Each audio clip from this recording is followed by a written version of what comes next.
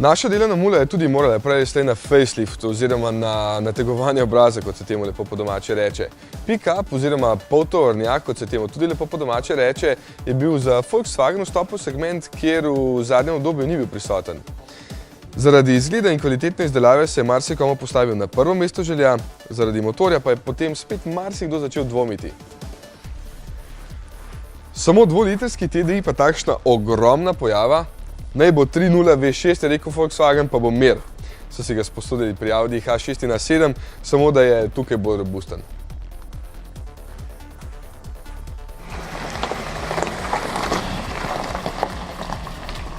Kaj so s tem dosegli? Recimo to, da tule precej lepše vleče v klanec. Navor pri nizkih vrtljajih je tisti, ki ga rabijo takšna vozila, in čeprav že stari Amarok na takšnem terenu ni imel z zaklopljenim reduktorjem posebnih težav, je tale še precej bolj suveren. Sploh pa bi se razlika poznala na neutrjeni podlagi, recimo pesku, globokem snegu, tudi blatu, ali pa vleki prikolice, ki lahko zdaj pri nekaterih modelih tehta do 3,5 tone. Kot rečeno, samo 3-litrski turbodizelski V6 bo odslej v ponudbi v 3 različicah. Od najmanj 120 kW, torej 163 konjev, preko 150 kW do največ 165 kW, kar je 224 konjev. Navor se še lepše stopnjuje, 450, 500 ali 550 Nm. Menjalnik je lahko ročni ali samodejni z 8 stopnjami, vse skupaj pa pomaga celo k manjši porabi, ker so zdaj lahko prestavna razmerja malo daljša.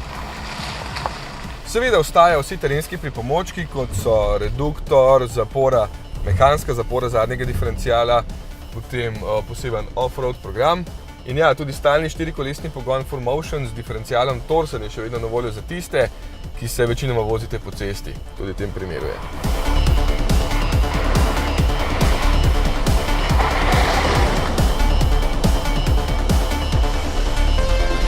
Čeprav gre tukaj za poseben model Aventura, ki je edini na voljo na začetku in hkrati tudi vrh ponudbe, lahko vidite, da ostalih sprememb ni kaj dosti. Sicer se vidi, da so luči bolj moderne z LED tehnologijo in ksenonom, grafika je malo spremenjena tudi zadaj, ostale dodelave so pa zelo majhne. Edino pri Aventuri so spet na voljo kar 20-palčna kolesa, posebne mat barve in pa luči na strehi. Pri ostalih različicah pa na prvi pogled ne bo tako jasno, da gre za prenovljeni model, dokler se ne boste usedli notri. Hoja, tukaj pa se pozna. Novi so sedeži, pri bogato opremljenih modelih celo električno nastavljivi v 14 smeri in z ergonomskim certifikatom. Pa novi merilniki in tile gumbi, volanski obroč je drugačen, tukaj pa nov 6,3-palčni zaslon z navigacijo.